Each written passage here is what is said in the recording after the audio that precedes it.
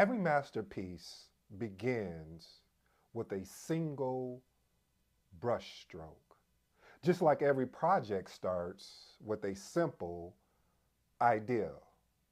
Are you ready to explore what lies at the heart of project management? If that's you, then stay tuned. If you're new to this channel, I go by the name of ED. For all you smart and intelligent folks out there, that just simply means Ed. Today's episode is entitled, What is Project? Oh, excuse me. What is a project in project management? Again, what is a project in project management? If you're new, I have a 7-point framework. After these 7 points, that's it. I may throw in a bonus today because I'm feeling kind of great. I'm feeling amazing. And I think I need to over deliver today. First point in the 7-point framework is the birth of the project. We're about to have a baby here. See, look, a project is born when an ideal emerges. Basically, when you look at this, family, you have to understand that projects are mostly born when there's a problem that is needing to be solved, or there's an opportunity that we can succeed, that we can seize, or we have to fulfill a need. Those really are the 3 points that I kind of look at when I look at a project. And most of the time, some people will fire up a project and it's really a program, or I should say, not a program, but more operational work instead of a project. And I'm going to probably do a video series on project versus program versus portfolio, because these are all different ways of how a project can be led. So I may go into that soon, probably a whole series on that. Point number 2, define scope. So a project is characterized by a well-defined scope. What does that mean, ED? That means that it outlines what needs to be achieved and what's not going to be achieved, and what are the boundaries. We're talking about boundaries. Yes, you don't cross this line. That's the boundary for me. If you cross this line, then we're probably going to have some issues and concerns. And that's what the scope is. So with a scope, when you look at a scope, it's the details. It's the meat. Meaning, if you look at it, when you make a sandwich, the most important part of the sandwich is the contents that's going inside the sandwich. So when you made a decision like, hey, I'm going to have me a turkey sandwich, you're going to get the turkey meat to put inside the sandwich, and that's what the scope is. It is the meat of what we're actually going to be doing. Anything outside of that can lead to scope creep. Anything outside of that can lead to gold plating. These are two terminologies that, again, if you've been watching me, I actually have videos dedicated to those terminologies. Let's move to point number 3. A project is a temporary endeavor. Listen, family. This always tickles me when someone says, "Oh, I'm about to lead this project," and I'm like, "Okay, great. Does it have a distinctive beginning and end date?" No. Is it temporary in nature? No.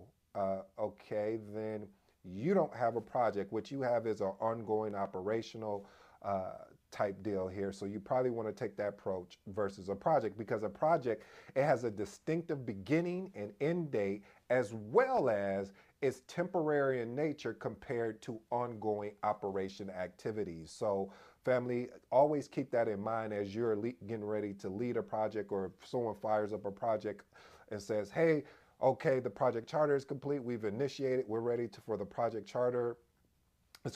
manager to join. Awesome.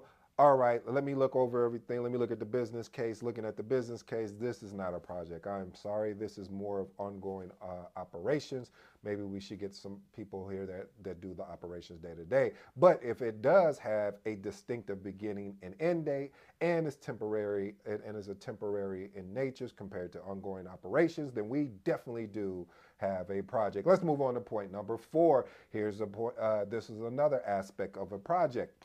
Project has unique deliverables. What does that mean, ED? Each deliverable is a unique product, service, or result in which sets apart from your routine or your ongoing or your daily activities. So always keep that in mind as well. Again, family, I'm going to say that again. It has a unique deliverable, meaning whether it's a product, whether it's a service, or a result. Because sometimes we forget about the result. Sometimes we just focus on the product and service, but we don't think about the result aspect. And all of these three components, they have to be separated from your routine type activities. Point number 5, the defined resources. Now, I have to be honest here if I'm going to put on my honest hat today. And putting on my honest hat today, when it comes to defined resources, I do wish it was more, this was true. But a lot of times, family, when you're leading projects, you may have what they call defined resources, but these defined resources may be stretched over across all different aspects of the business, meaning they may be working on other projects. They may also be working, and also at the same time, handling their day-to-day ongoing, I'll say, traditional activities that you will have on your day-to-day job. So, but there have been situations where I've worked on projects where this is all they do. They don't do any other day-to-days, or it's this project, they're focused on this project. All of their attention is focused on this project. They're allocated for this. They're not doing any other work. And it's very important when you have those type of resources.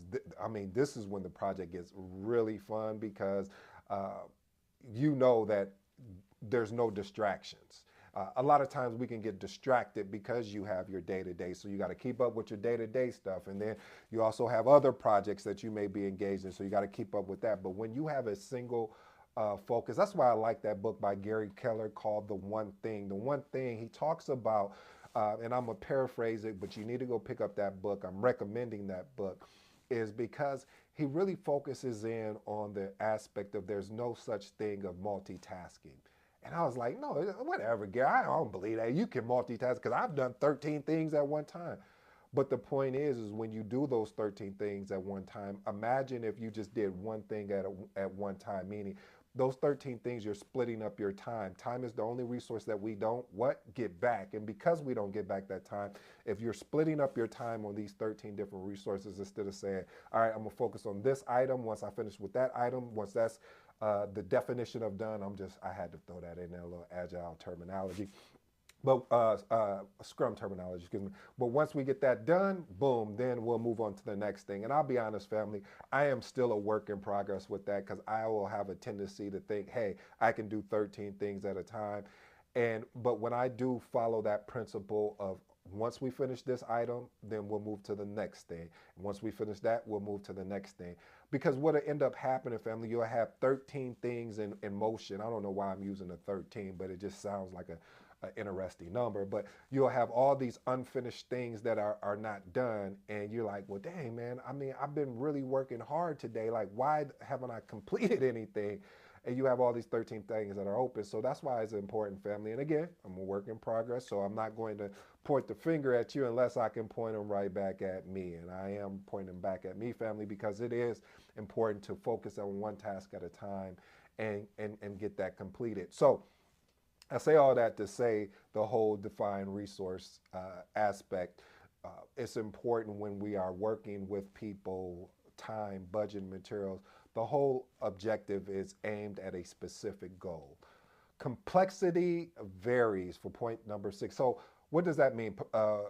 Complexity varies. So there's been projects where the complexity has been very challenging, and then there's been projects where complexity has been null. I mean, next to nothing. And what happens here, family, is the complexity is really going to be based off of the number of resources involved, the financial piece, like how much is your budget, the time that you have to get this to market, the risk and issue. So there's a lot of aspects. So the more complexity in the project, just know your triple constraints, which, excuse me, the iron triangle or your triple constraint are going to be under attack. Point number 7, life cycle journey. Listen, a project follows a life cycle journey, and it moves from various stages. What is the life cycle journey? I'm so glad that you asked. We also call it the project management life cycle. It consists of 5 stages. Those 5 stages consist of initiating, planning, executing, monitoring, controlling, And of course, my favorite, and probably yours once you went through a project, is closing. Reason why these are important to follow this framework. Now, again, I always want to challenge the system.